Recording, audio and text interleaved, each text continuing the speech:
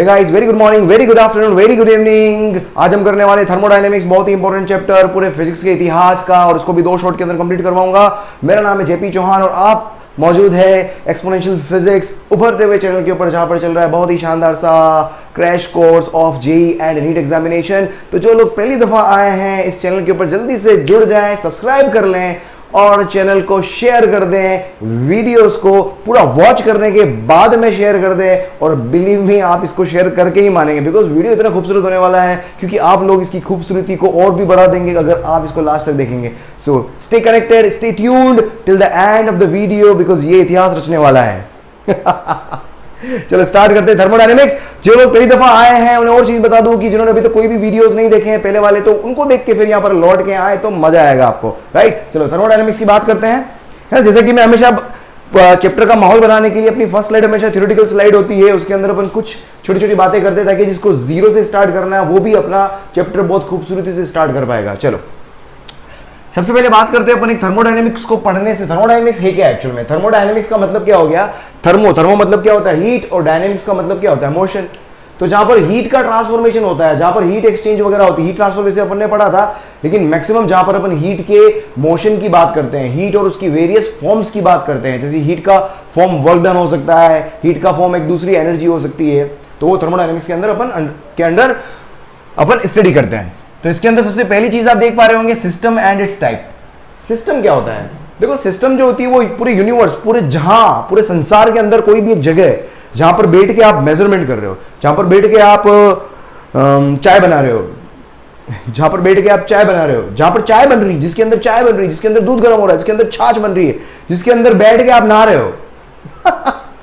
जहां भी यूनिवर्स की कोई भी जगह जहां पर आप मेजरमेंट ले सकते हो, उस जगह को क्या बोलते हैं? अपन सिस्टम बोलते हैं। और सिस्टम के चारों तरफ जो होता है उसको अपन क्या बोलते हैं? सराउंडिंग बोलते हैं। और सिस्टम और सराउंडिंग को सेपरेट करने वाली जो बाउंड्री होती है उसको बाउंड्री बोलते हैं। जो सेपरेटिंग वॉल होती है उसको अपन क्या बोलते हैं? बाउंड्री बोलते हैं, वॉल बोलते हैं, ठीक है। तो यहां पर सिस्टम की बात होगी तो सिस्टम बेसिकली अपने बेसिक सिस्टम जो होते हैं वो 3 टाइप के होते हैं, 4 टाइप के होते हैं। पहला क्या हो गया? Isolated system. देखो, सिस्टम को डिफाइन करने के लिए 2 चीजें चाहिए, एक होता है अपने पास हीट और दूसरा मैटर। हीट और मैटर ये दोनों मिलकर सिस्टम को डिफाइन करते हैं। आइसोलेटेड सिस्टम का मतलब क्या हो गया कि अगर सिस्टम से ना तो हीट बाहर जा पाए, ना उससे मैटर बाहर जा पाए, ना अंदर कुछ आ पाए, कुछ भी एक्सचेंज नहीं हो पाए, तो उसको हम बोलते हैं आइसोलेटेड। नाम से पता चल रहा है अपने को, क्वारंटाइन, लॉकडाउन, ठीक है।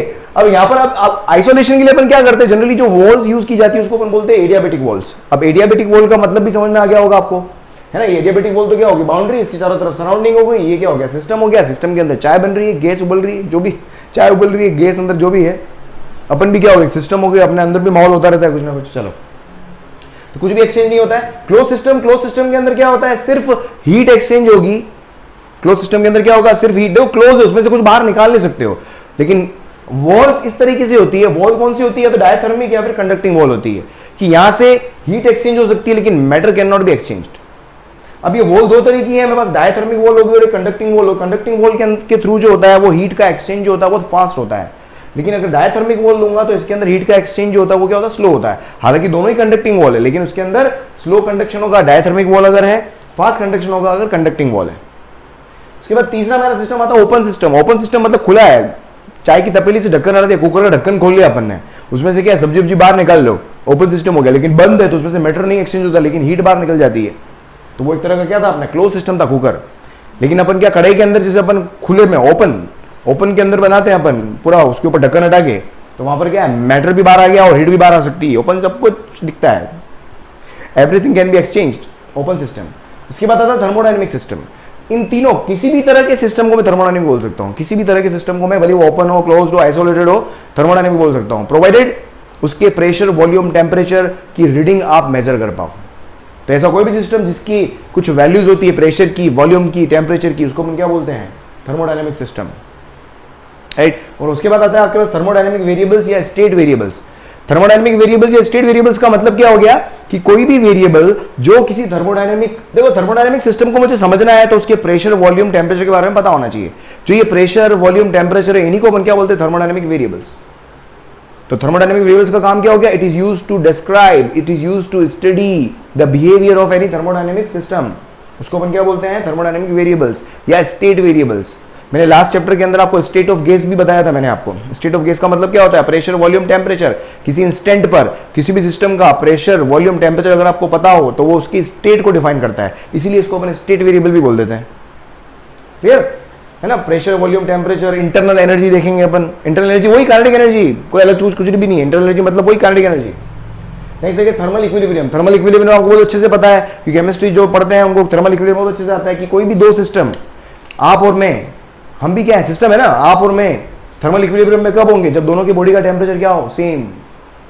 थर्मल इक्विलिब्रियम का मतलब ये है कि टेम्परेचर क्या होना चाहिए, temperature must be same of two bodies, then two bodies can not exchange heat. और जब भी हीट का एक्सचेंज नहीं होगा it means both bodies are in thermal equilibrium. वहीं से मेरा जीरोथ लॉ ऑफ थर्मोडायनेमिक्स, ये सारी चीजें बहुत जनरल छोटी छोटी चीजें, इसको लिखने में मेरे को आधा घंटा लग गया, सारा समझाने में 10 मिनट में निपट जाएंगे अपन। Zeroth law of thermodynamics, zeroth law of thermodynamics क्या बोला, zeroth law of thermodynamics, zeroth law of thermodynamics क्या बोलता है ये कि दो सिस्टम ए और बी किसी तीसरे सिस्टम के साथ में थर्मल इक्विलिब्रियम में है। ए सी के साथ थर्मल इक्विलिब्रियम में है, बी भी सी के साथ थर्मल इक्विलिब्रियम में है। इसका मतलब क्या हुआ, ए और सी का टेम्परेचर सेम, थर्मल इक्विलिब्रियम में है। बी और सी का भी टेम्परेचर सेम, थर्मल इक्विलिब्रियम में है। तो क्या ए और ए, तो तीनों का टेम्परेचर सेम हो गया।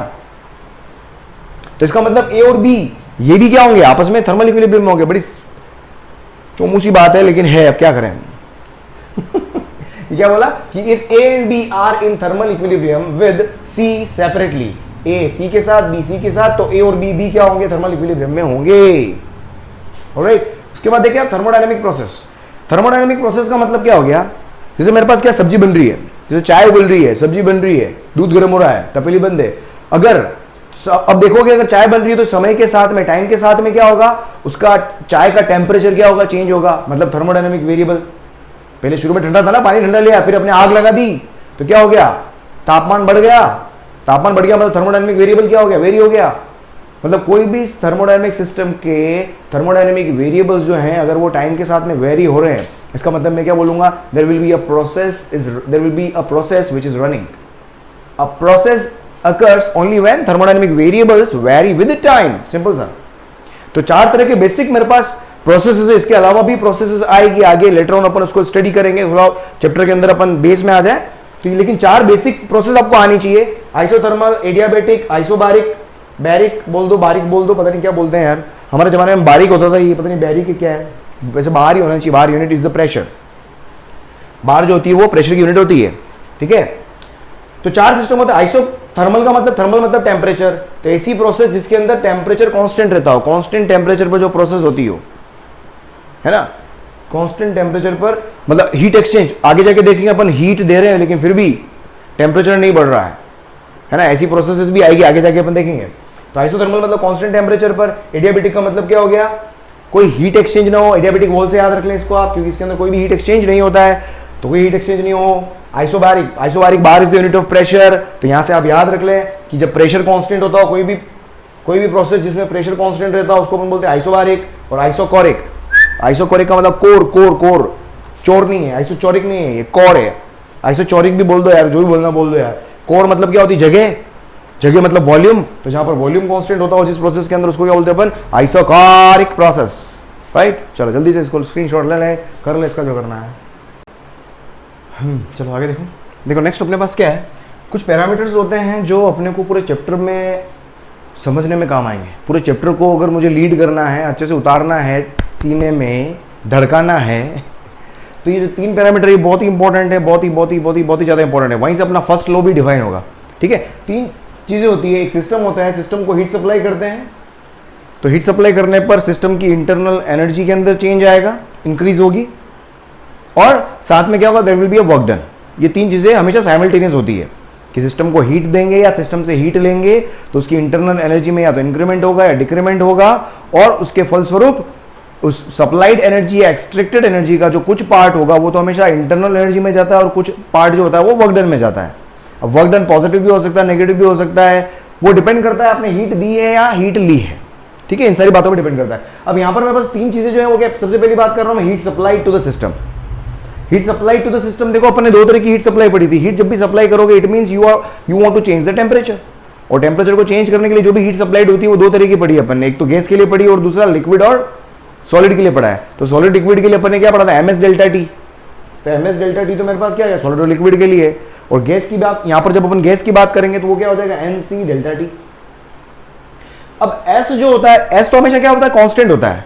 ये किसी भी उसके लिए एस जो होता है वो क्या होता है, कांस्टेंट होता है। लेकिन यहां पर सी जो होता है वो आपने देखा होगा कि कांस्टेंट वॉल्यूम पे करते हैं तो कुछ और होता है, कांस्टेंट प्रेशर पे करते हैं तो कुछ और होता है, और अगर वेरिएबल हो तो कुछ और होगा।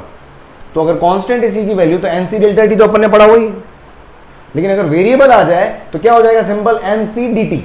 टेम्परेचर के रेस्पेक्ट में क्या हो जाएगा, इंटीग्रेशन हो जाएगा। And if temperature is change from T1 to T2, तो इस तरीके से आप गैस के लिए हीट सप्लाई निकाल सकते हैं। सेकंड मेरे पास क्या है, जब हीट सप्लाई करते हो तो इंटरनल एनर्जी के अंदर चेंज होगा। ये इंटरनल एनर्जी वही काइनेटिक एनर्जी है अपनी सिस्टम की या गैस की काइनेटिक, सिस्टम मतलब गैस की काइनेटिक एनर्जी। और गैस की काइनेटिक एनर्जी अपन ने क्या पढ़ी थी, F/2 nRT। अगर मेरे पास सिस्टम का टेम्परेचर अगर चेंज हो रहा है T1 से लेके T2, तो क्या हो जाएगा मेरे पास, ये इंटरनल एनर्जी भी क्या होगी, चेंज होगी, because it is the function of temperature. तो चेंज इन इंटरनल एनर्जी निकालना है तो क्या होगा, T1 से T2 तक, तो इनिशियल एनर्जी कितनी हो गई, F/2 nRT1। फाइनल एनर्जी कितनी हो गई, F/2 nRT2, क्योंकि F/2 nR तो कांस्टेंट है, क्योंकि एट ए टाइम गैस का तो जो मोनोएटॉमिक है मोनोएटॉमिक ही होगी, खाली टेम्परेचर चेंज कर रहे हैं अपन। तो F तो कांस्टेंट होगा, N कांस्टेंट होगा, R कांस्टेंट है, तो क्या हो जाएगा, फाइनल तो हो गया T2, इनिशियल क्या हो गया माइनस करके T1। तो ये मेरे पास क्या हो गया, change in energy.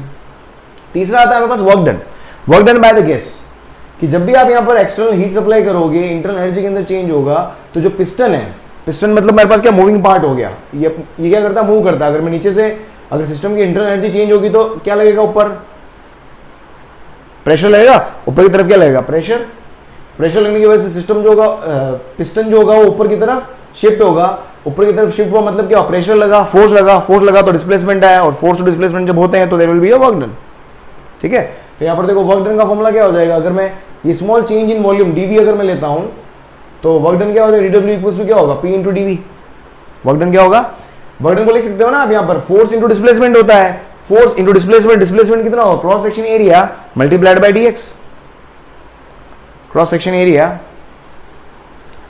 Force multiplied by displacement, sorry force multiplied by displacement. Force तो क्या होगा, प्रेशर इंटू एरिया, और डिस्प्लेसमेंट क्या हो गया, सपोज डिस्प्लेसमेंट कितना हो गया, dx। तो cross section area into dx को क्या लिख दिया मैंने, dV। और डायमेंशन भी चेक करो, P मल्टीप्लाइड बाय V का डायमेंशन हमेशा जूल के बराबर ही होता है। PV equals to nRT, PV बराबर जूल, nRT भी होता है जूल, अगर याद हो आपको तो PdV। और अगर वॉल्यूम, अगर मेरे पास गैस का वॉल्यूम V1 से V2 चेंज हुआ है, ये वाला V1 वॉल्यूम था, और बढ़ने के बाद में जो टोटल वॉल्यूम है वो क्या है, V2 अगर है, तो V1 से लेके V2 तो क्या करोगे, इंटीग्रेशन कर दोगे, वर्क डन आ जाएगा। अब यहाँ पर वर्क डन जो होगा वो क्या होगा, पॉजिटिव भी हो सकता है, नेगेटिव भी हो सकता है। देखो किस केस में पॉजिटिव होगा, किस केस में नेगेटिव होगा। देखो यहाँ पर सिंपल सी बात है, अगर मैं यहाँ पर प्रेशर मेरे पास कांस्टेंट है, फॉर एग्जांपल प्रेशर कांस्टेंट हो गया, लिमिट अप्लाई करो, dV का इंटीग्रेशन क्या होगा, V, तो क्या आएगा, V2 माइनस V1। तो फाइनल वॉल्यूम जब मेरे पास ज्यादा होगा, V2 मतलब फाइनल वॉल्यूम, V1 मतलब इनिशियल वॉल्यूम, तो फाइनल वॉल्यूम जब ज्यादा होगा तो यहाँ पर देखो आप, तो ये वर्क डन मेरे पास क्या आएगा, पॉजिटिव आएगा। फाइनल वॉल्यूम कब ज्यादा होता है, जब एक्सपेंशन होता है, तो एक्सपेंशन का वर्क डन मेरे पास क्या आ गया, हमेशा positive. Work done by the gas is positive in case of expansion, and work done by the gas will be negative in case of compression. समझ में आ गया, ये हो गया। इसके बाद देखिए आप इंडिकेटर डायग्राम मतलब पीवी कर्व। इंडिकेटर डायग्राम जो होता है, कोई भी थर्मोडायनेमिक प्रोसेस है, थर्मोडायनेमिक प्रोसेस का ग्राफिकल रिप्रेजेंटेशन जो होता है वो इंडिकेटर डायग्राम से मिलता है अपने को। Indicator diagram is used to show the graphical representation of any thermodynamic process. और थर्मोडायनेमिक प्रोसेस का मतलब क्या हो गया, गैस जो हो रही है वो एक स्टेट से दूसरे स्टेट पे चेंज हो रही है। स्टेट का मतलब क्या हो गया, पीवीटी का चेंज होना। तो जब भी पीवीटी चेंज होता है एक स्टेट से दूसरी स्टेट तक, मेरे पास क्या होगा, इसका मतलब क्या है, एक प्रोसेस चल रहा है। प्रोसेस उसी को तो बोल रहे थे जब थर्मोडायनेमिक वेरिएबल चेंज होते हैं, स्टेट जब चेंज होती है। तो जब स्टेट चेंज होगी उसको ग्राफिकली अगर आप रिप्रेजेंट करो तो वो हो जाता है पीवी डायग्राम। वो क्या हो जाता है, पीवी डायग्राम सिंपल, और उसको इंडिकेटर डायग्राम भी बोल देते हैं। तो जनरली पीवी डायग्राम अगर मैं बोल रहा हूं तो pressure versus volume curve plot होगा। अब यहां से देखो, अब ये P वर्सेस V, इसका एरिया अंडर द कर्व अगर आप निकालोगे तो P मल्टीप्लाइड बाय V करके देखोगे। मोशन इन वन डायमेंशन में देखना, ग्राफ थ्योरी में समझाया मैंने आपको अच्छे से। तो P मल्टीप्लाइड बाय V करके देखोगे तो एरिया अंडर द कर्व की इंफॉर्मेशन मिलती है। अपने देखा था मोशन इन 1D के अंदर, तो P मल्टीप्लाइड बाय V क्या होता है, वर्क डन ही तो होता है। तो एरिया अंडर द कर्व मुझे क्या देगा, इसका हमेशा वर्क डन मिलेगा, है ना। P का integration with respect to volume, ये दिख रहा है अपने को, वर्क डन। अब देखो मैंने यहाँ पर ये इनिशियल स्टेट है P1 V1 T1, ये फाइनल स्टेट है P2 V2 T2। अब मैं यहाँ पर क्या कर रहा हूँ, अब देखो गैस की स्टेट को चेंज कर रहे हैं अपन अलग अलग तरीके से। एक मेरे पास पीवी कर्व जो आ रहा है वो इस तरीके से आ रहा है, एक कर्व पीवी ऐसा आ रहा है और एक कर्व पीवी इस तरह का आ रहा है। तीन अलग अलग पाथ आ रहे हैं मेरे पास। स्टेट को एक पॉइंट से दूसरे पॉइंट तक स्टेट को जब चेंज कर रहे हो, so there may be n number of ways. तो यहाँ पर तीन तरीकों की बात कर रहा हूं। अब यहाँ पर देखो, अगर मैं पाथ 1 के थ्रू स्टेट चेंज करता हूं तो इसका एरिया अंडर द कर्व क्या आएगा? देखो ये सबसे बड़ा एरिया अंडर द, सबसे ज्यादा एरिया अंडर द कर्व किसका आएगा? W1 विद रिस्पेक्ट टू 1, उससे छोटा किसका आएगा? विद रिस्पेक्ट टू 2, क्योंकि इसका एरिया अंडर द कर्व इतना सा होगा। ये इस कर्व के नीचे वाला पार्ट, इस कर्व के पूरा नीचे वाला पार्ट सबसे ज्यादा आएगा, इस कर्व के नीचे वाला पार्ट थोड़ा कम, और इस कर्व के नीचे ये वाला पार्ट और भी कम आएगा। तो तीनों में वर्क डन क्या होंगे? अलग अलग आएंगे। मतलब यहाँ पर अगर आप लिखना चाहो तो W1 will be greater than W2 will be greater than W3। तो वर्क डन जो होता है वो क्या होता है? हमेशा पाथ पे डिपेंड करता है, और जो वेरिएबल पाथ पे डिपेंड करते हैं उनको अपन क्या बोलते हैं? Path function. Work done is always a path function, है ना। वेरिएबल्स को अपन स्टेट फंक्शन, स्टेट वेरिएबल्स या थर्मोडायनामिक वेरिएबल को स्टेट फंक्शन भी बोलते हैं अपन, है ना, कभी कभी स्टेट फंक्शन भी बोलते हैं। तो यहां पर मैंने work done is always a path function.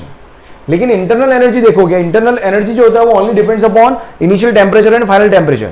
जब इनिशियल और फाइनल टेंपरेचर के ऊपर डिपेंड करेगा, इसका मतलब मैं क्या बोल सकता हूं? It does not depend upon the path followed.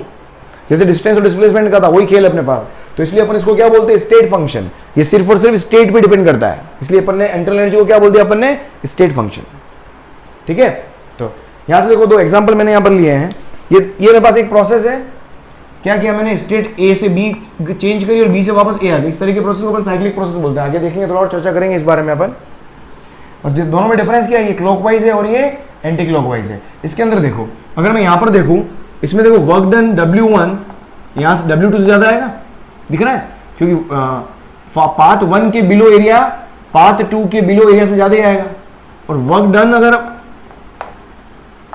ये क्या है मेरे पास? वॉल्यूम, मतलब ए से बी जा रहा हूं, मतलब वॉल्यूम इंक्रीज हो रहा है। एरो को देखते हुए देखो, एरो को देख रहे हो आप, ए से बी की तरफ एरो जा रहा है, मतलब वॉल्यूम इंक्रीज हो रहा है। वॉल्यूम इंक्रीज हो रहा है मतलब एक्सपेंशन, और एक्सपेंशन का वर्क डन क्या होता है? पॉजिटिव। तो W1 क्या हो गया? पॉजिटिव। और यहां से W2 देखो क्या है? बी से ए जा रहे हैं, मतलब कंप्रेशन, ये क्या होगा? नेगेटिव। अब देखो अब मैं नेट वर्क डन निकालूंगा यहां पर। नेट वर्क डन क्या होगा? दोनों का सम, दोनों को ऐड करोगे तो वो मेरे पास क्या आएगा? पॉजिटिव, है ना। पॉजिटिव वैल्यू बड़ी है और नेगेटिव वैल्यू छोटी है मेरे पास, तो positive will be greater than negative. तो ओवरऑल मेरे पास वर्क डन क्या आ जाएगा? पॉजिटिव। यहां पर देखो, यहां पर क्या आएगा मेरे पास? यहां पर भी W1 की वैल्यू मेरे पास W2 से ज्यादा है, बट W1 जो है यहां पर क्या है? कंप्रेशन है ना। वॉल्यूम इधर, यहां से इधर जाएंगे, ये A और B है, लेकिन यहां पर क्या हो रहा है? वर्क डन W1 के अंदर क्या? B से A जा रहा है, कंप्रेशन हो रहा है। कंप्रेशन मतलब वर्क डन मेरे पास क्या होगा? नेगेटिव। और W2 देखो, W2 के अंदर क्या हो रहा है? एक्सपेंशन हो रहा है, वॉल्यूम इंक्रीज हो रहा है, तो वर्क डन क्या होगा? पॉजिटिव। तो यहां से नेट वर्क डन निकालोगे आप, नेट वर्क डन मेरे पास क्या हो जाएगा? नेगेटिव वैल्यू ज्यादा आएगी मेरे पास यहाँ पर, है ना। W1 मेरे पास क्या बड़ा है, तो नेगेटिव वैल्यू ज्यादा आएगी, तो नेट वर्क डन मेरे पास क्या आ जाएगा? नेगेटिव आ जाएगा। तो यहां से एक और आप डायरेक्ट लिख सकते हो कि क्लॉकवाइज प्रोसेस के अंदर वर्क डन हमेशा क्या होता है? पॉजिटिव। जबकि एंटी क्लॉकवाइज के अंदर वर्क डन हमेशा क्या होता है? नेगेटिव होता है ना। क्लॉकवाइज, तो ये क्या हो गई? क्लॉकवाइज। तो क्लॉकवाइज प्रोसेस, और ये मेरे पास क्या है? Anti clockwise process. तो एंटी क्लॉक के अंदर मेरे पास क्या होगा? अगर आप देखिए तो वर्क डन नेगेटिव आएगा, और क्लॉकवाइज के अंदर वर्क डन मेरे पास क्या आएगा? हमेशा पॉजिटिव आएगा। चलो जल्दी से लिख लो इसको। चलो नेक्स्ट स्टार्ट करें। बहुत ही इंपॉर्टेंट स्लाइड है, एकदम ध्यान से देखना इसको, इधर उधर मत होना।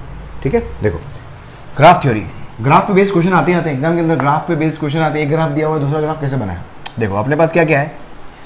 अलग अलग प्रोसेस है ना। आइसोथर्मल प्रोसेस के लिए मुझे ग्राफ बनाने हैं, ये 3 ग्राफ बनाने हैं मुझे। आइसोथर्मल प्रोसेस का मतलब क्या हो गया? Temperature constant.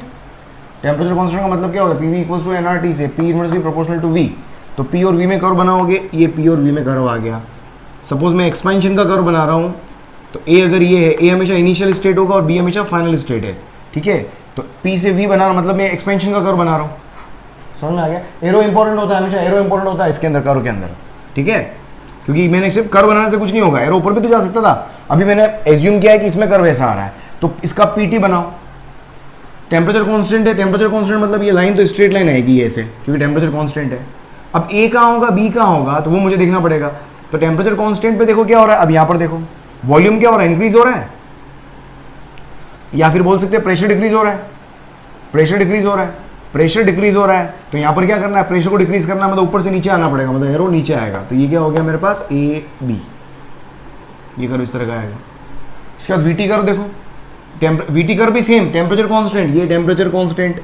अब यहाँ पर क्या है, वॉल्यूम बढ़ रहा है, टाइम के साथ क्या वॉल्यूम बढ़ रहा है मेरे पास, तो वॉल्यूम को बढ़ाना है मतलब ऊपर जाना पड़ेगा, ये वॉल्यूम बढ़ा दिया मैंने, तो ये हो गया मेरे पास ए पॉइंट इधर और ये बी पॉइंट इधर। समझ में आ रहा है? इसको अच्छे से समझ लेना, रिमाइंड करके देखना बार बार। उसके बाद देखो फॉर आइसोकोरिक प्रोसेस, आइसोकोरिक मतलब volume constant, volume constant PV equals to NRT से P directly proportional to T, P directly proportional to T. तो देखो पीटी करो तो पहले ही खींच दो तुम, ये पीटी करो तो पहले ही खींच दो, ये मेरा पीटी करो आ गया। अरे भाई कहाँ जा रहा है, बिल्कुल अब ठीक है, ठीक है। ये मेरे पास क्या हो गया, अब एरो बनाते हैं, एक मिनट रुको। चल एक बार पीवी पे आते हैं अपन, पी और वी में करो क्या होगा, देखो वी कांस्टेंट है, वी कांस्टेंट है, ये मैंने वी कांस्टेंट कर दिया, वी कांस्टेंट कर दिया। मैं फॉर एग्जांपल बढ़ा लेता हूँ मैं प्रेशर को, ये ए से और ये बी, ठीक है। ये फर्स्ट वाला कर्व एज्यूम किया है अपन ने, सेकंड वाला पहले बना लेता मैंने, P directly proportional to T देख के है ना, तो घबराना मत, इससे पहले ही को बना दिया, अंडरस्टूड है। ये केल्विन के अंदर है ना, केल्विन के अंदर टेम्परेचर, ठीक है। अब देखो यहाँ पर, अब यहाँ से यहाँ जा रहा हूँ मैं, P directly proportional to T है, तो देखो यहाँ पर क्या हो रहा है, मैंने एज्यूम क्या प्रेशर को इंक्रीजिंग एज्यूम किया है, तो प्रेशर यहाँ पर भी क्या होगा, टेम्परेचर के साथ में प्रेशर को इंक्रीजिंग, मतलब कर्व इधर से इधर, मतलब ये ए पॉइंट हो गया तो ये बी पॉइंट हो गया। यहाँ पर डिग्री सेंटीग्रेड में कर्व प्लॉट करोगे तो ये कर्व जो होता है वो इंटरसेक्ट करता है यहाँ नीचे, नीचे इंटरसेक्ट करता है यहाँ पर, कितने पर, -273 डिग्री सेंटीग्रेड पर, ठीक है। यहाँ पर मतलब ये समझो, ये वाली वैल्यू समझ में आ रहा है, यहाँ पर वैल्यू जो होती है वो क्या है, -273 डिग्री सेंटीग्रेड के ऊपर प्रेशर की वैल्यू मेरे पास क्या आ जाती है, जो भी आती है, समझ में आ रहा है। अगले वाला पोज करके अगला वाला कर्व बनाओ, पोज करके अगला वाला कर्व बनाओ।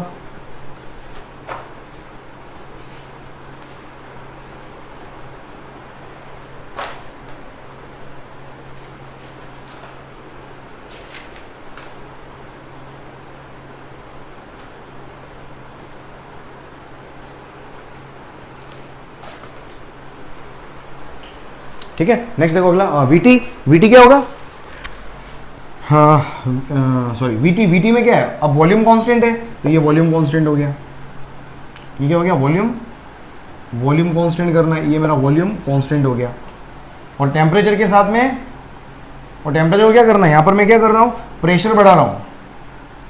अब यहाँ पर कर्व क्या आएगा मेरा, लेफ्ट टू राइट आएगा, क्या आएगा, तो देखो मैंने कर्व में क्या एज्यूम किया था, प्रेशर इंक्रीजिंग, प्रेशर इंक्रीज कब होगा, जब टेम्परेचर इंक्रीज होगा, तो टेम्परेचर इंक्रीजिंग मतलब कर्व क्या आएगा, इधर से इधर आएगा, ये समझ में आ रहा होगा आपको। नेक्स्ट देखो आइसोबैरिक प्रोसेस, आइसोबैरिक प्रोसेस के अंदर क्या है मेरे पास, कि प्रेशर कांस्टेंट, प्रेशर कांस्टेंट मतलब वी और टी में कर्व क्या आएगा, स्ट्रेट लाइन, ये वी और टी में क्या आ गया, कर्व स्ट्रेट लाइन। एरो भी बाद में बनाते हैं, चलो एरो बाद में बनाते हैं, पीवी कर्व बनाते हैं इसका सबसे पहले। V directly proportional, pressure constant है, प्रेशर कांस्टेंट मतलब ये स्ट्रेट लाइन आ गया, ठीक है। ए इधर ले लेता हूं मैं, बी इधर ले लेता हूं, मतलब ए टू बी कर्व बना रहे हैं अपन, ठीक है। तो पीटी कर्व क्या बनेगा, प्रेशर, प्रेशर क्या है मेरा, प्रेशर तो कांस्टेंट, तो कर्व इधर, यहां पर भी इधर ही बनेगा, स्ट्रेट लाइन ही आएगा।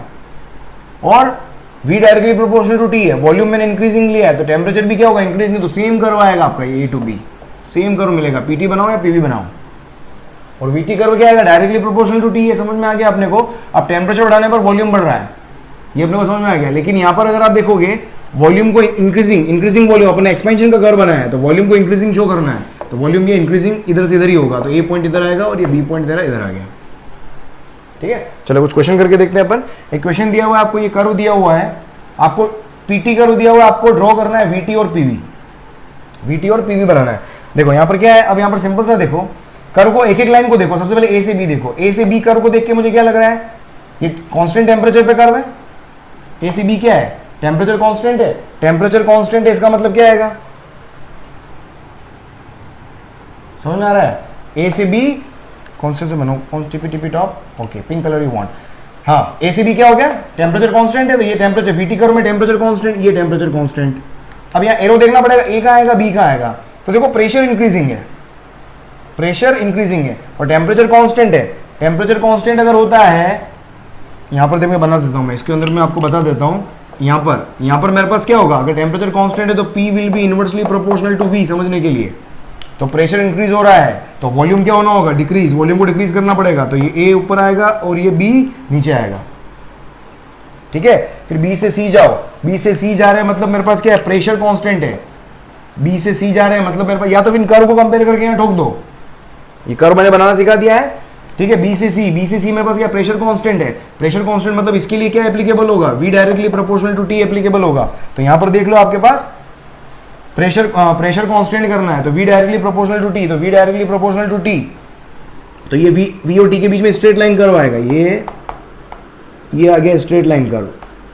अब एरो किधर आएगा वो मुझे देखना पड़ेगा, ठीक है। अब बी से सी मेरे पास क्या टेम्परेचर इंक्रीजिंग है, बी से सी टेम्परेचर इंक्रीजिंग है, तो इधर जाने पर टेम्परेचर इंक्रीज होगा, तो ये टेम्परेचर इंक्रीज हो गया, ये बी से सी, ठीक है। फिर उसके बाद सी से ए आओ, सी से ए आ रहा है मतलब देखो स्ट्रेट लाइन आ रहा है, मतलब P directly proportional to T है, P directly proportional to T है, कहां था पी डायरेक्टली प्रोपोर्शनल टी मतलब क्या है, मतलब P directly proportional to T मतलब वॉल्यूम कांस्टेंट है, वॉल्यूम कांस्टेंट है। तो टेम्परेचर को डिक्रीज कर रहे हो कांस्टेंट वॉल्यूम पर, टेम्परेचर को डिक्रीज कर दो और वॉल्यूम कांस्टेंट मतलब स्ट्रेट लाइन आएगा, और टेम्परेचर को डिक्रीज करना है मतलब एरो इधर आ जाएगा, क्योंकि जहां से शुरू हुए थे वापस वहीं आना था, इसलिए मैं वापस वहीं लेके आया हूं कर्व को। ये कर्व बन गया मेरे पास।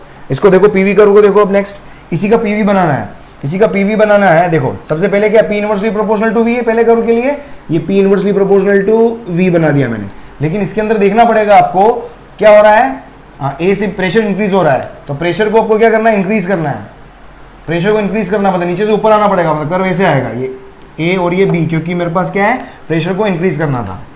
फिर बी से सी आओ, बी से सी क्या है V directly proportional to T, मतलब V directly proportional to T मतलब प्रेशर कांस्टेंट है ना, इसके अंदर क्या है मेरे पास प्रेशर कांस्टेंट है, तो ये मेरा प्रेशर कांस्टेंट, तो प्रेशर कांस्टेंट है, बी से प्रेशर कांस्टेंट आएगा ये, ठीक है, ये प्रेशर कांस्टेंट। अब प्रेशर कांस्टेंट है और वापस टेम्परेचर इंक्रीजिंग है, यहां पर क्या है प्रेशर कांस्टेंट और टेम्परेचर इंक्रीजिंग है, तो प्रेशर तो कांस्टेंट हो गया लेकिन टेम्परेचर इंक्रीजिंग करना है, टेम्परेचर इंक्रीजिंग मतलब वॉल्यूम भी इंक्रीजिंग, समझ में आ रहा है, इधर जाने पर टेम्परेचर इंक्रीज हो रहा है तो वॉल्यूम भी इंक्रीज होगा, क्योंकि V directly proportional to T है इस कर्व के लिए। अरे हेलो, समझ में आ रहा है कि नहीं आ रहा है, तो कर्व मेरे पास क्या आ जाएगा, ये वॉल्यूम इंक्रीजिंग उधर आ गया। उसके बाद देखो सी से ए, ये क्या है P directly proportional to T, P directly proportional to T मतलब क्या है मेरे पास, मतलब कुल मिला के यहाँ पर वॉल्यूम कांस्टेंट है ना, पी डायरेक्टली प्रोपोर्शनल टी का मतलब क्या होता है वॉल्यूम कांस्टेंट, वॉल्यूम कांस्टेंट करना है मतलब खड़ी लाइन आएगी, ये खड़ी लाइन और वापस स्ट्रेट वहीं आना उसी पॉइंट पर। अब इसमें देखना है आपको क्या आएगा, वैसे भी क्लोज साइकिल है तो यहाँ पर मेरे पास क्या बनना है क्लोज साइकिल ही बनना है, और वापस देखना चाहो तो क्या हो रहा है मेरे पास, यहाँ पर क्या हो रहा है P directly proportional to T है तो प्रेशर डिक्रीज हो रहा है, तो ये प्रेशर को क्या कर दिया मैंने डिक्रीज कर दिया, ये आ गया मेरे पास, ये मेरा सी पॉइंट हो गया, ठीक है। ये ध्यान रखो, इसको देखो, इसका कर देखो आप, इसमें क्या होगा ए से बी जा रहे हैं अपन, देखो सेम ए से बी जा रहे थे, ए से बी जाओगे तो वीटी करो तो सेम वही आएगा, ये वीटी का सेम वही बना दिया मैंने, ठीक है। ये ए से ये बी नीचे आ गया, मैं ए से बी नीचे आ गया हूं मैं। उसके बाद में तेरा बी टू सी सेम करो, ये बी टू सी सेम ऐसे आएगा, अभी समझा चुका हूं मैं, तो बी टू सी आएगा स्ट्रेट लाइन, ये तेरा स्ट्रेट लाइन, ये स्ट्रेट लाइन, ठीक है, ये बी टू सी, ये बी टू सी, ठीक है। अब यहां पर देखो आप सी से डी इसका उल्टा होगा, इसका जस्ट उल्टा होगा सी से डी में, तो इसका जस्ट उल्टा सी से डी में जाना पड़ेगा, तो ये सी से डी में मैं जस्ट उल्टा जा रहा हूं मैं, ये सी से डी में इसका उल्टा एरो इधर आ गया मेरे पास, ये मैंने इसी लेवल तक क्यों ले लिया, क्योंकि फाइनली इस लाइन के लिए देखो ये यहां तक तो मेरे पास सेम था ट्राइंगल, अरे भाई समझ में आ रहा है ना, यहां तक तो मेरे पास सेम था, ये तीनों खेल तो समझ में आ गए होंगे आपको। इस वाले खेल के लिए देखो, इस वाले खेल के लिए मेरे पास क्या P directly proportional to T है, P directly proportional to T, P directly proportional T का मतलब क्या वॉल्यूम कांस्टेंट, वॉल्यूम कांस्टेंट मतलब स्ट्रेट लाइन, ये वॉल्यूम कांस्टेंट मतलब क्या हो गया स्ट्रेट लाइन, वापस क्या आ गया उसी इनिशियल स्टेट पर आ गया ये, है ना। और वापस देख सकते हैं यहाँ से टेम्परेचर क्या हो रहा है, बी से ए आने पर टेम्परेचर डिक्रीज करना है, ये हो गया मेरे पास कर्व। अभी क्लियर, देखो नेक्स्ट देखो इसका पीवी बनाओ, पीवी भी ऐसे ही आएगा कुछ, है ना, पीवी दो लाइन के लिए ए से बी तो ऐसे ही आएगा, ये ए से बी है ना, ये ए से ये ए हो गया और ये क्या हो गया मेरे पास बी हो गया, ये ए पॉइंट हो गया, ये बी पॉइंट हो गया, ए से बी, ठीक है। फिर बी से सी, क्योंकि ए से बी और बी से सी, ए से बी और बी से सी दोनों सेम है, तो ये भी मेरे पास क्या आएगा, ये इस तरह का आएगा, ठीक है, ये बी से लेकर सी। अब मैंने कहा अभी लाइन कहां तक खींचनी है वो डिपेंड करेगा आपका वापस साइकिल, क्योंकि आपको साइकिल पूरा करना है, वो डिपेंड करेगा अगले वाले पे। अब अगला वाला क्या है, सी से डी है, अब सी से डी देखो आप यहां पर, सी से डी देखो, सी से डी मेरे पास क्या नीचे, इसका उल्टा, तो इसका उल्टा कर दिया मैंने ये। अब ये यहां से पता नहीं कहां जाएगा, ये सी से ये डी, उल्टा कर दिया मैंने, इसका जस्ट उल्टा। अब यहां से कहां तक लेना है वो डिपेंड करेगा डी से ए पर, वो डिपेंड करेगा डी से ए पर। तो डी से ए में मेरे पास क्या वॉल्यूम कांस्टेंट है, वॉल्यूम कांस्टेंट होगा मतलब स्ट्रेट लाइन बनाना पड़ेगा, और वापस वो भी इनिशियल पॉइंट को जोड़ते हुए। तो ये वाला पॉइंट इसके जस्ट ऊपर आएगा तभी मैं स्ट्रेट लाइन ड्रॉ कर पाऊंगा। तो ये मेरे पास क्या आ गया, डी से ए वापस ये आ गया मेरे पास। और प्रेशर क्या हो रहा है, यहाँ से यहाँ आने पर प्रेशर क्या हो रहा है, डिक्रीज हो रहा है, तो नीचे कर्व आ गया मेरे पास। तो ये मेरे पास क्या हो गया, कर्व इस तरीके से आप प्लॉट कर लोगे। ठीक है, देखो नेक्स्ट देखो यहाँ पर क्या है अपने पास, first law of thermodynamics. First law of thermodynamics क्या बोलता है कि कोई भी सिस्टम है उसको हीट सप्लाई करते हो तो हीट सप्लाइड जो होती है वो दो पार्ट में यूटिलाइज होती है। Some part of the heat supplied is utilised to do the work by the gas और by the system, and other part of the heat supplied is utilised to increase the internal energy of the system, to change the internal energy of the system. मतलब Q जो होगा वो W और delta U का सम होता है। ठीक है, तो यहां से क्या, तो heat supplied to the system is used to change the internal energy and work done by the system. और देखो इसको और क्या लिख सकते हो यहाँ पर, W इक्वल्स टू क्या लिख सकता हूं मैं, P डेल्टा V लिख सकता हूं ना इसको मैं। तो एक और, तो यहां से एक और मेरे पास एक और फॉर्मूला और यहाँ पर चाहो तो लिख सकते हो आप, Q बराबर delta U plus P delta V, ये ऐसे भी लिख सकते हैं आप। ये वर्क डन, क्योंकि वर्क डन का फॉर्मूला अपने को पता है, ये कांस्टेंट प्रेशर पर होगा। ये P डेल्टा V अगर मैंने लिखा है तो कांस्टेंट प्रेशर, या इसको रहने दो यार, बनफे जो बाद में अपन कर लेंगे, इसको बाद में अपन कर लेंगे। और ठीक है, अपने को पता है कि वर्क डन तो निकालना आता है ना, अभी न्यूमेरिकल वगैरह करूँगा और हिट हो जाएगा ये बिल्कुल। चलो लिख लो इसको जल्दी से, चलो आगे बढ़े। देखो न्यूमेरिकल देखो, नेक्स्ट अपने पास क्वेश्चन क्या है, क्या दिया हुआ है कि volume of steam produced by 1 gram of water at 100 degree centigrade is 1650 centimetre cube. मतलब 1 ग्राम पानी को मैंने स्टीम में कन्वर्ट करा तो वाटर का जो वॉल्यूम है वो इंक्रीज होकर कितना हो गया, 1650 centimetre cube. Find change in internal energy during the change of state. Internal energy में कितना चेंज आया during the change in state वो मुझे निकालना है। Initial volume is this.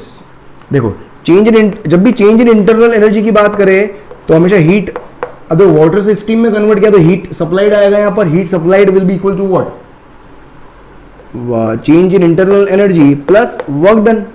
अब यहां से मेरे को क्या निकालना है, डेल्टा यू निकालना है। तो डेल्टा यू इक्वल्स टू क्या हो जाएगा मेरे पास, क्यू में से क्या करना है, बस डब्ल्यू को माइनस करना है। अब क्यू कितना होगा, क्यू इक्वल्स टू क्या है, अगर अब यह क्यू क्या है मेरे पास, हीट सप्लाइड।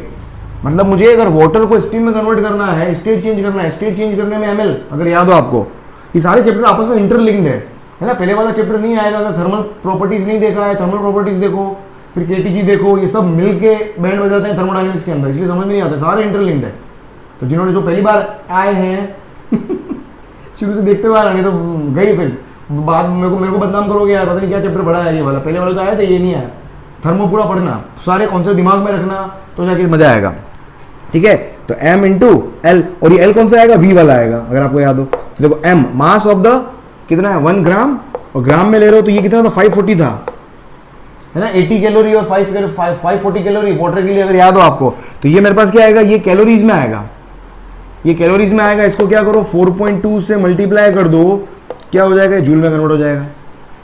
कैलोरी से जूल में ऐसे कन्वर्ट करते हैं ना 4.2 से मल्टीप्लाई करके। ये तो हो गया क्यू, वर्क डन।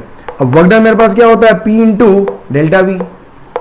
ये सारा जो 100 डिग्री सेंटीग्रेड पे जो कन्वर्ट होता है ये कहाँ होता है, एटमॉस्फेरिक प्रेशर पे होता है, क्योंकि बॉइलिंग पॉइंट और मेल्टिंग पॉइंट जो है वो कहाँ है, 1 atm प्रेशर के ऊपर है। तो यहाँ से प्रेशर कितना हो गया तुम्हारा 10⁵ पास्कल, और वॉल्यूम के अंदर चेंज कितना हुआ, फाइनल वॉल्यूम स्टीम का कितना हो गया 1650 माइनस 1 सेंटीमीटर क्यूब, और ये सेंटीमीटर क्यूब है तो इसको मीटर क्यूब में लेने के लिए 10⁻⁶। तो ये फाइनली तुम्हारा क्या आ जाएगा, ये वर्क डन भी क्या आ जाएगा, जूल में आ जाएगा। इसको सॉल्व करना है, यहाँ से माइनस करना, और फाइनली तुम्हारा डेल्टा यू जो आएगा, इसको सॉल्व करोगे ये आएगा तुम्हारा 2100 जूल के आसपास। ठीक है, यहाँ से दोनों को सब्ट्रैक्ट कर दोगे, आपका आ जाएगा। अगला प्रश्न देखो कि 5 मोल्स ऑफ ऑक्सीजन, है ना, 5 मोल दिया हुआ है, मतलब n दिया हुआ है 5 moles of oxygen heated at constant volume. Constant volume पर हीट कर रहे हैं, कहां से कहां तक, मतलब डेल्टा टी दिया हुआ है आपको कितना, टेम्परेचर चेंज कितना, 20 final temperature minus initial temperature 20 minus 10 कितना हो गया मेरे पास, 10 डिग्री सेंटीग्रेड हो गया मेरे पास। चेंज हमेशा डिग्री सेंटीग्रेड में हो, केल्विन में हो, कोई घबराने की जरूरत नहीं है। फाइंड डेल्टा यू, वापस देखो डेल्टा यू निकालना। डेल्टा यू का सीधा फंडा है, डेल्टा यू का फॉर्मूला यही है फर्स्ट लॉ से। डेल्टा यू क्या होता है, क्यू माइनस डब्ल्यू होता है। अब यहाँ पर कहाँ वर्क डन है और कहाँ पर हीट सप्लाइड है, तो देखो 5 मोल ऑक्सीजन को आप हीट सप्लाई कर रहे हो, तो वो हीट सप्लाई मुझे यहाँ पर निकालनी पड़ेगी। किसी गैस को हीट सप्लाई करते हो तो हीट सप्लाइड का फॉर्मूला मैंने अभी बताया था, 3 वेरिएबल बताया था मैंने आपको लास्ट स्लाइड या उससे पहले वाली स्लाइड के अंदर। तो Q तो क्या आ जाएगा, यहाँ से Q निकालो, Q क्या आएगा मेरे पास N CV डेल्टा T, इसका तो फिक्स फॉर्मूला है। अब मेरे को क्वेश्चन में क्या दिया हुआ है, if CP equals to 8 calorie, ये 8 कैलोरी वैल्यू जो दिया हुआ है CP दिया हुआ है, तो यहाँ से देखो मेरे पास क्या हो गया N, CV को क्या लिख सकता हूँ मैं CP minus R delta T। तो देखो यहाँ से N कितने 5 मोल, CP कितना है 8, और R की वैल्यू कितनी होती है, ये कैलोरी में दिया हुआ है, R की वैल्यू कैलोरी में मैंने लिखवाई थी आपको 2 होती है। सारे चैप्टर लाइन से देख के प्लीज, रिक्वेस्ट डायरेक्ट मत आना इस चैप्टर के अंदर, मजा ही नहीं आएगा।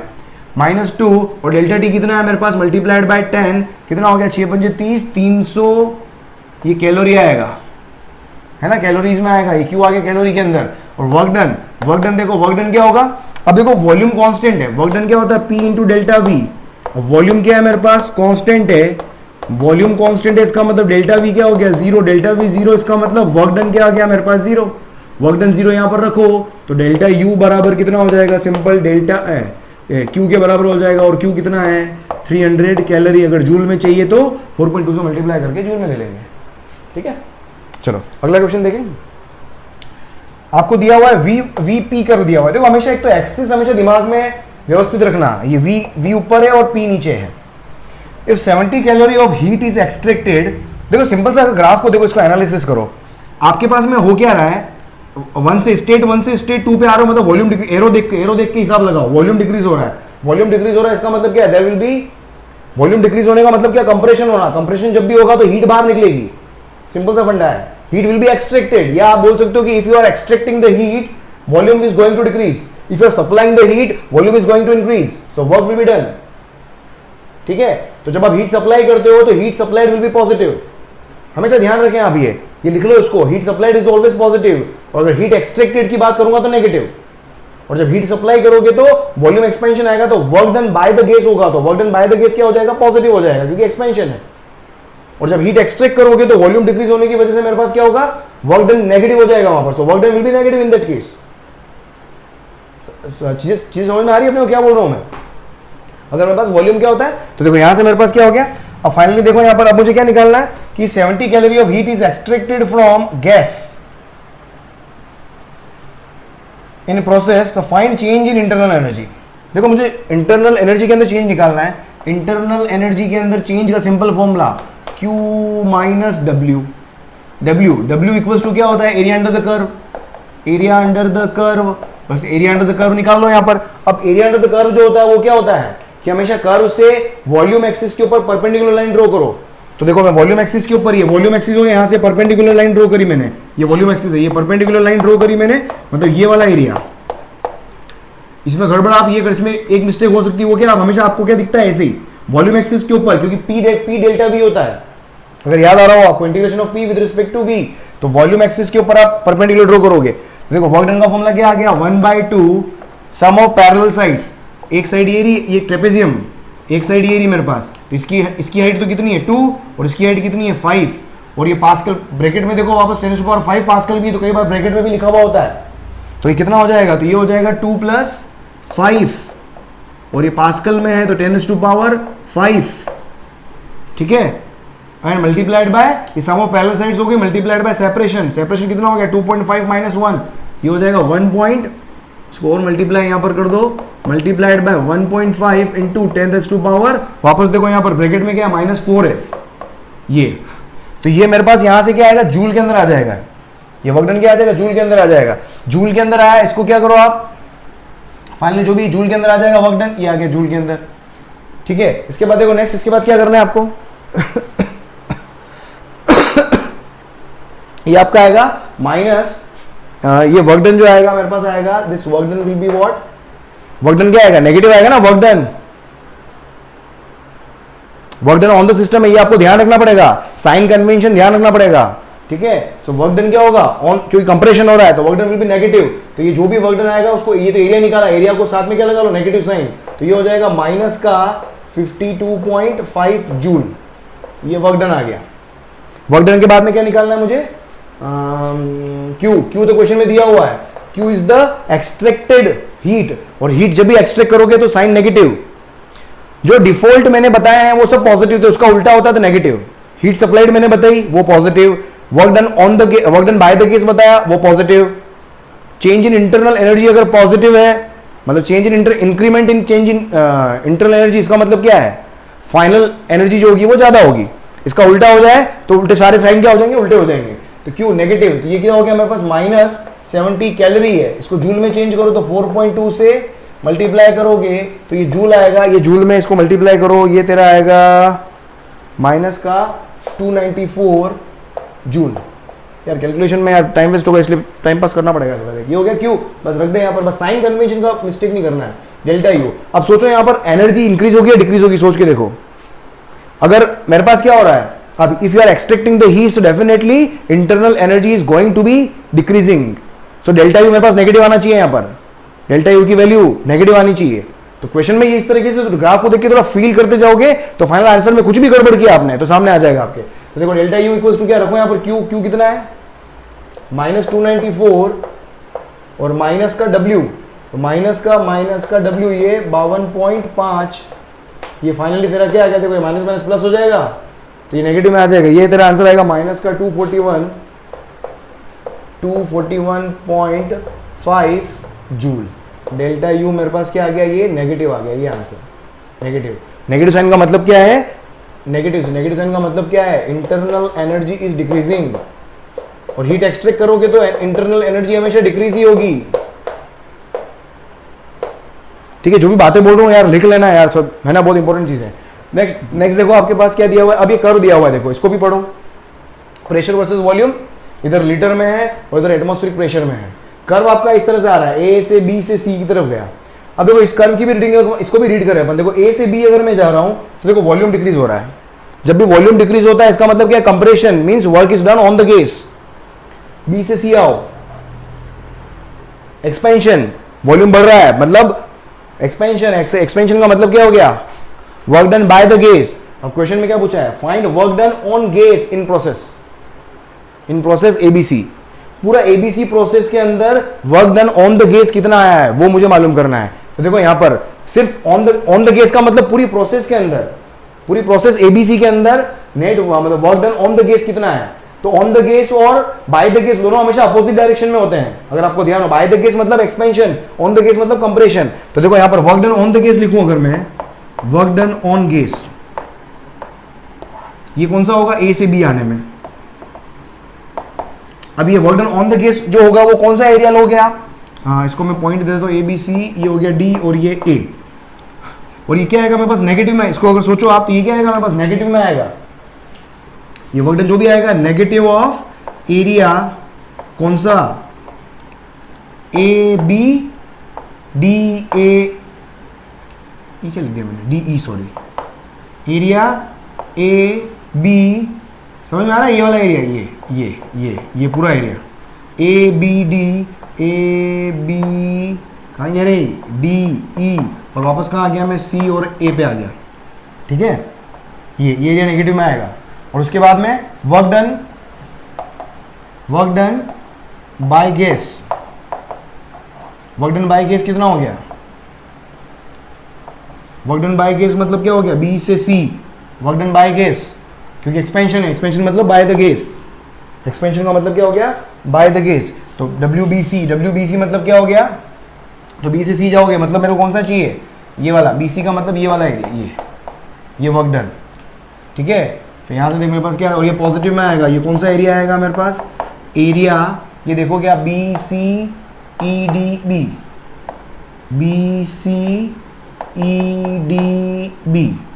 ये आपको समझना पड़ेगा। अब देखो यहां से मेरे पास क्या आ गया, अब मुझे लिखना है work done on the net, work done on the gas, net work done on gas. क्या करोगे आप, है ना, इस बड़े वाले एरिया में से उस छोटे वाले एरिया को माइनस कर दो आप, बड़े वाले एरिया में से, है ना, या इसको साइन अभी हटा दो। यहाँ पर ओवरऑल फाइनल मेरे को समझ में आना चाहिए आपको, फाइनल वर्क डन क्या, work done on the gas लिख रहे हो, यहाँ पर आपको समझ में आना चाहिए ये WAB की वैल्यू क्या है, WAB की वैल्यू WBC से ज्यादा आ रही है। अभी अपने साइक्लिक प्रोसेस के अंदर किया था, तो WAB AB वाले का वर्क डन ज्यादा है क्योंकि एरिया ज्यादा है, BC वाले का वर्क डन कम है क्योंकि एरिया कम है, तो work done on the gauge जो आएगा फाइनली वो वर्क डन क्या आएगा, नेगेटिव आएगा। Work done on the gauge मेरे पास क्या आएगा, वो फाइनली वर्क डन क्या आएगा मेरे पास, नेगेटिव आएगा। तो देखो यहाँ से work done on the gauge ये लिखोगे तो ये इसको W से लिख रहा हूं मैं, क्या करूं मैं, AB, कौन सा WAB में से किसको माइनस कर दो आप, WBC को माइनस कर दो। अब देखो इस पूरे वाले एरिया में से नीचे वाला एरिया माइनस कर दो तो क्या बचेगा, सिर्फ ये एलिप्स बचेगा, एलिप्स, ये एलिप्स है, क्या बचेगा मेरे पास, तो ये हो जाएगा मेरे पास, ये क्या आएगा, ये हो जाएगा मेरे पास एरिया, और ये एरिया भी क्या ले लोगे आप, एरिया कौन सा, ABCA, एरिया ABCA, और एरिया कितना हो गया, ये एलिप्स का एरिया, ये हाफ एलिप्स है। सर्कल का एरिया क्या होता है, पाई आर स्क्वायर, एलिप्स का एरिया क्या होता है, पाई AB, सेमी मेजर और सेमी माइनर एक्सिस के लेंथ। तो यहाँ पर अगर आप देखोगे तो देखो यहाँ पर मैं बता देता हूँ आपको, थोड़ा मैं ज्ञान वर्धन कर दूँ मैं आपका, कहाँ लिखूँ यार, मैं कहाँ लिखूँ, ये बता देता हूँ मैं, चलिए यहाँ पर ये जो भी एलिप्स होता है, ये एलिप्स, ठीक है, ये इसकी लेंथ A है, ये इसकी लेंथ B है, तो एलिप्स का जो एरिया होता है वो होता है पाई AB, एरिया ऑफ एलिप्स। अभी आधा एलिप्स है तो आधा एलिप्स का एलिप्स कैसे देखा मैंने, क्योंकि इसकी लेंथ, ये लेंथ तो कितनी है 1, और ये कितना आ रहा है 2 आ रहा है, 3 - 1 2 आ रहा है, तो जब लेंथ अलग अलग होगी तो क्या हो गया, एलिप्स हो गया। तो एरिया ABCD क्या हो गया, half pi AB, half pi A किसको बोला मैंने, इसकी लेंथ, ये वाली लेंथ, मतलब ये तो हो गया मेरे पास A, ये वाली लेंथ कितनी हो गई देख मेरे पास, हाँ 3 - 1, ये हो गया 1, और ये वाली लेंथ भी क्या है 1, दोनों 1 1 है, ये भी 1 है, समझ में आ रहा है, ये भी 1 हो गया मेरे पास, क्योंकि 3 - के मिड पॉइंट है, बिल्कुल ये सेंटर पॉइंट है, ये हो गया 1, और ये भी क्या 2 - 1 1, तो दोनों क्या हो गया 1 × 1 और मल्टीप्लाइड बाय 1 लीटर में, और एक तो एटमॉस्फेरिक प्रेशर में है, तो देखो समझो यहाँ पर, तो एटमॉस्फेरिक प्रेशर के लिए तो 10⁵ से मल्टीप्लाई करना पड़ेगा, और लीटर के लिए 10⁻⁻6 से मल्टीप्लाई करना पड़ेगा। समझ में आ गया होगा आई थिंक आपको। तो ये हो जाएगा मेरे पास फाइनली पाई बाय ये -1, तो ये हो जाएगा पाई बाय 20, और वर्क डन है इसलिए क्या आ जाएगा जूल, और finally work done on the gauge, इसलिए फाइनल साइन क्या लगाओ, नेगेटिव। वर्क डन का मैग्नीट्यूड लिखना है तो पाई बाय 20, फाइनल साइन मैंने नेगेटिव क्यों लगाई, समझ में, साइन अपने को अलग से लगाना पड़ता है, समझ में आ रहा है, क्योंकि वर्क डन जो ऑन द गेज होता है हमेशा नेगेटिव ही आता है, क्लियर। हाँ आगे बढ़े, देखो नेक्स्ट आपके पास क्या है, पर सारे क्वेश्चन करवा रहा हूँ, कई कॉन्सेप्ट क्या है क्वेश्चन से भी निकल के आते हैं। तो आपको अगर ऐसा लगता हो कि किसी क्वेश्चन के अंदर मैंने कुछ नया कॉन्सेप्ट यूज़ कर लिया हो, या कुछ मैं बोल गया हूँ, तो make that concept to be the part of your notes. तो कई बार क्या होता है, कई चीज़ें क्वेश्चन से भी निकल के आती है। तो ईच एंड क्रैश कोर्स भी चल रहा है, फास्ट ट्रैक पर भी चल रहा है, तो क्योंकि जो थर्मो वाला चैप्टर है वो क्या है, बहुत ही वास्ट है, इसके अंदर हर क्वेश्चन अलग तरीके से होता है। तो थर्मो वाले चैप्टर के अंदर स्पेशली आपको प्रैक्टिस की बहुत ज़्यादा ज़रूरत होगी, प्रैक्टिस किए बगैर इस चैप्टर में फील नहीं आएगा। तो इसके तो क्वेश्चन करना ही करना, अच्छे से क्वेश्चन लगाना, हर क्वेश्चन में अटकोगे, लगेगा अटक रहा हूँ, लेकिन मैंने जो कॉन्सेप्ट बताया वो कॉन्सेप्ट के आसपास ही चलेंगे, बस वो अपने क्वेश्चन क्या है कि अपन उन क्वेश्चन को आइडेंटिफाई नहीं कर पाते, तो कई बार अपने को दिक्कत आती है। पर प्रैक्टिस के बाद में क्वेश्चन को देखने बाद में टाइप्स ऑफ क्वेश्चन आपके पास आइडेंटिफाई हो जाएंगे। मैं यहाँ पर ऑलमोस्ट सारा टाइप कवर कर ही रहा हूँ, है ना, लगता नहीं मुझे अटकने चाहिए, लेकिन बट स्टिल, है ना, तो क्वेश्चन की प्रैक्टिस बहुत अच्छे से करना आप लोग इसमें, ठीक है। चलो, इसलिए यहाँ पर नंबर ऑफ क्वेश्चन भी थोड़े से मैं ज़्यादा ले रहा हूँ यहाँ पर, ठीक है। बस लास्ट स्लाइड है आज का, ठीक है। कल फिर अपन डिटेल के अंदर अपन सारी प्रोसेसेस पढ़ेंगे, प्रोसेस के वर्क डन, फिर हीट इंजन, रेफ्रिजरेटर और कार्नोट साइकिल। बस ये टॉपिक बच गया कल, तो कल वाले लेक्चर के अंदर हम कंप्लीट करेंगे इसको। चलो आ जाओ क्वेश्चन पे आ जाते हैं अपन। ये ग्राफ वाले क्वेश्चन ही करवा रहा हूँ मैं, ग्राफ वाले क्वेश्चन बहुत इंपॉर्टेंट है, एग्जाम के अंदर ग्राफ वाले क्वेश्चन आते हैं बहुत बार, कई बार, और या फिर इसमें 2 ही क्वेश्चन बनते हैं, तो ग्राफ वाला या फिर थ्योरेटिकल या फिर कार्नोट, ये बस स्टैंडर्ड क्वेश्चन है इसके अंदर। देखो क्या दिया हुआ है आपको, पीवी ग्राफ दिया हुआ है, हमेशा पी और वी का ध्यान रखना आप लोग। क्या है, gas is changing it's state along 2 different path ABC and AC. ABC एक पाथ हो गया, एसी एक पाथ हो गया, 2 डिफरेंट पाथ पर गैस अपना स्टेट चेंज कर रहा है ना, यहां से यहां पर चेंज कर रहा है, कुल मिला के along ABC and along AC. Find path along which work done, है ना, ये वर्क डन है, along which work done is maximum. देखो वर्क डन जो होता है वो क्या होता है, वर्क डन जो होता है वो directly proportional to area under the curve. तो एबीसी क्या, तो यहां पर क्या हो जाएगा, तो area under ABC is greater than area under AC. समझ में आ रहा है, ये एबीसी के अंडर एरिया ये आएगा, लेकिन एसी के अंदर एरिया इतना सा ये वाला ही आएगा बस। तो इसलिए मेरे पास क्या हो जाएगा, तो वर्क डन एबीसी वाला ज़्यादा आएगा किससे, AC से। सो ABC वाला work done will be maximum. ठीक है, this is first part. Second part देखो क्या दिया हुआ है कि if UA equals to 10 joule and QAC equals to 200 joule, find UC। देखो यहां पर ये A और C की बात हो रही है, पूरे A और C की ही बात हो रही है, A से C। अब देखो यहां पर ये क्या है, मेरे पास हीट सप्लाइड अगर मुझे दी हुई है, A to C अगर हीट सप्लाइड दी हुई है, तो कहीं ना कहीं यहां पर अपन फर्स्ट लॉ लगा सकते हैं, क्योंकि कर्व से मैं वर्क डन निकाल सकता हूं। तो यहां पर देखो फर्स्ट लॉ क्या बोलता है कि QAC equals to work done along AC plus delta U। तो यहां से देखो अब यहां से मेरे पास क्या आएगा, वर्क डन, और डेल्टा U को क्या लिखूंगा मैं, U final minus U initial. Final point कौन सा है आपका, C, तो UC माइनस UA। अब देखो इसके अंदर मुझे क्या दिया हुआ है, QAC दिया हुआ है, फिर उसके बाद UA दिया हुआ है, UC पूछ लिया है, बस वर्क डन निकाल लो तो काम हो जाएगा। अब AC के अलोंग वर्क डन, तो यहां से देखो क्या हो जाएगा, फाइनल सीधा लिख रहा हूं मैं, अंदर वैल्यू पुट कर रहा हूं सीधा मैं, QAC भाई कहां गया भाई, दिख नहीं रहा मेरे को, 200। QAC कितना हो गया 200, WAC, AC के बिलो वर्क डन कितना हो जाएगा, वॉल्यूम एक्सिस नीचे हॉरिजॉन्टली है ना, तो हाफ, ये क्या हो जाएगा, सम ऑफ पैरेलल साइड्स। हे भगवान, अरे समझ में आ रहा है, सम ऑफ पैरेलल साइड्स कितना हो गया 5 प्लस 15, तो ये हो जाएगा 5 plus 15 multiplied by separation, separation कितना हो जाएगा 6 माइनस 2 प्लस UC निकालना है आपको, माइनस UA कितना हो गया 10। तो फाइनली देखो UC कितना आ जाएगा आपके पास यहाँ पर, तो ये हो जाएगा UC, तो UC इक्वल्स टू हो जाएगा, उधर से इधर लेके जाओ आप, तो ये हो जाएगा 210 माइनस ये कितना हो रहा है, देखो 2 से काट दिया 3, ये हो जाएगा 60। सही में 60 हो रहा है क्या, 15 और 5 20, ये 10 हो गया, सॉरी 40। तो ये हो जाएगा तेरा 170 जूल, क्या आ जाएगा मेरे पास, आंसर आ जाएगा UC। क्लियर, चलो यही निपटा दिया भाई। चल भाई यहाँ पर क्या बनाऊँ मैं यार, तुम में से किसी का फोटो भाई, ये देख लेना भाई, ये टिंग टिंग टिंग टिंग टिंग टिंग टिंग, नाक कहाँ गया भाई, अच्छा नहीं बनाया, चलो कोई बात नहीं, अच्छा कर लेना तुम लोग। आए बड़े, देख अगला पढ़ाओ, देख क्या दिया हुआ है, अगेन मेरे को ग्राफ दिया हुआ है ऐसे ही, मतलब ABD और ACD। देखो एरो से देख के अपन हमेशा प्रोसेस को आइडेंटिफाई कर सकते हैं, कई बार क्वेश्चन के अंदर डायग्राम दे दिया, डायग्राम से सीधा क्वेश्चन पूछ लेता है। एरो से देख के अपने को डायरेक्शन ऑफ प्रोसेस थर्मोडायनेमिक, क्योंकि जो ग्राफ है वो मुझे क्या बताता है, थर्मोडायनेमिक, ये सारे कौन इंडिकेटर डायग्राम है, ये सारे क्या इंडिकेटर डायग्राम है, ये मुझे हमेशा क्या बताया कि प्रोसेस के फ्लो के बारे में बताते हैं हमेशा, प्रोसेस किस डायरेक्शन में फ्लो कर रहा है।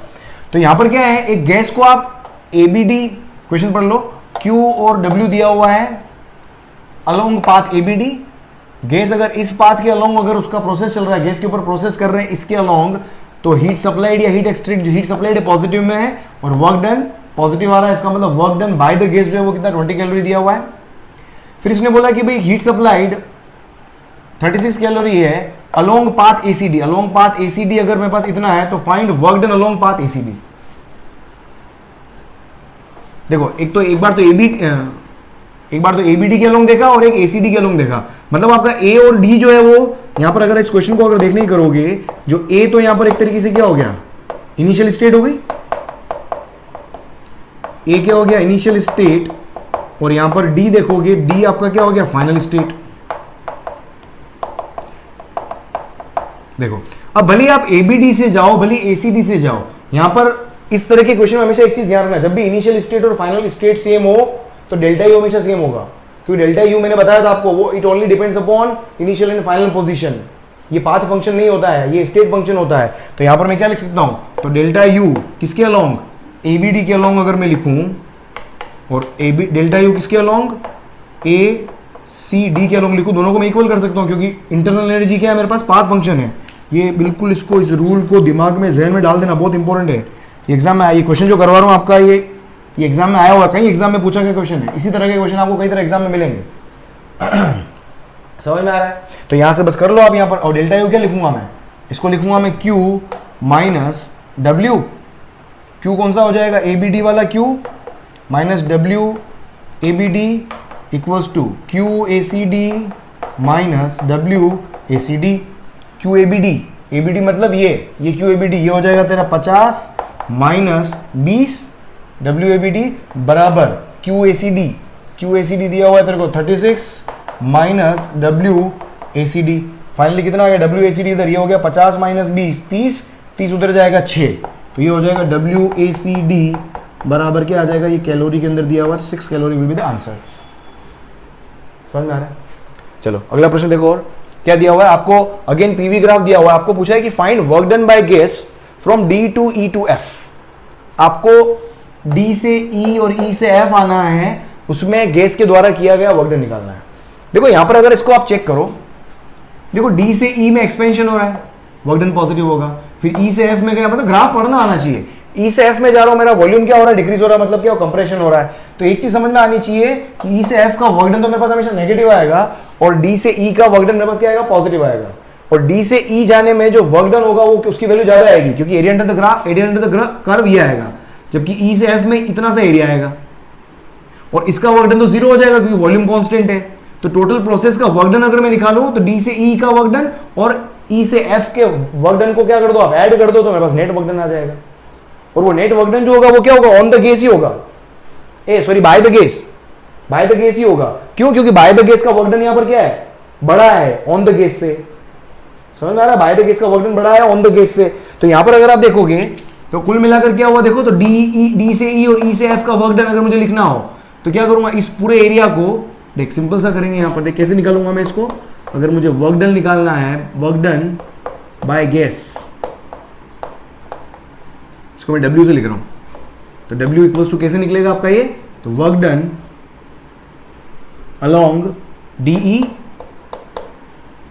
समझ में आ रहा है, work done along DE plus work done along EF। हाँ, ये वाला वर्क डन तो मेरे पास क्या आ जाएगा, नेगेटिव आ जाएगा। अरे समझ में आया, ये क्या हो जाएगा, और ऑन द गैस निकालना है, मतलब इसमें साइन कन्वेंशन आपको अच्छे से समझ में आना चाहिए। अगर एरिया ले रहे हो तो उसका वर्क डन देखो, work done on the gas है तो इस एरिया को विद नेगेटिव साइन यूज कर लो आप। समझ में आ रहा, वर्क डन तो क्या, इसके लिए क्वांटिटी सीधा ऐड ही करेंगे अपन, विद साइन ऐड करेंगे, बस सिंपल सा ये होता है। तो बाय द गैस होगा तो पॉजिटिव, और ऑन द गैस होगा तो नेगेटिव ले लोगे। बाय द गैस निकालना है। अब देखो यहां पर इसको अगर देखोगे आप, इसको दो तरीके से कर सकते हो, या तो ये पूरा बड़ा वाला एरिया निकालो, फिर ये छोटा वाला एरिया निकालो, माइनस करो। अब सोच के देखो, इस बड़े वाले एरिया में से इस छोटे वाले एरिया को माइनस करूंगा तो ये वाला एरिया तो आएगा। मतलब यहां से अगर मैं लिखूं, देखो तो W इक्वल्स टू क्या हो गया, ये हो जाएगा एरिया DE में से एरिया EF माइनस कर लो, तो ये एक तरीके से क्या आएगा, एरिया ऑफ ट्राइंगल आएगा। एरिया ऑफ ट्राइंगल कौन सा, DEF। तो देखो वर्क डन क्या आ गया फाइनली, तो वर्क डन क्या है, इसका ट्राइंगल का एरिया कितना होगा, हाफ, बेस कितना हो गया 7 माइनस 3